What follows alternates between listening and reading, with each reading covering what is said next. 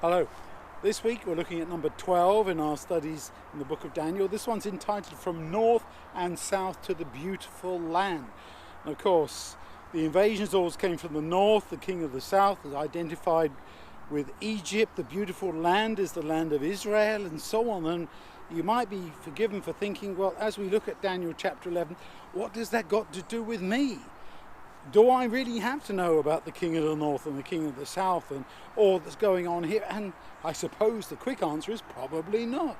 But it's there in scripture, and we should be looking at it. I think the most important thing as we look at this aspect of ancient history is to think that, well, yes, we might need to know a little bit of the ancient history and everything else like that. But more importantly, that God can tell us about all this and that he's still very much in control of world events. He knows what's happening. He knows what's in the mind of this particular king of the north or this particular king of the south, and he knows what they really are trying to do. And the beautiful land, the wonderful land of Israel, the holy land as we call it, wasn't always so holy, wasn't always so beautiful, often went astray. And we've seen in the Old Testament history how eventually God had to take them away into Babylon before bringing them back. And of course, Daniel is writing from the perspective of being an exile in Babylon, wondering, well, whatever happened to the beautiful land? What about this king of the north and the king of the south? The king of the north, well, the Babylonians came in from the north. King of the south, king of Egypt, came from the south, and so on. And there's some good material available.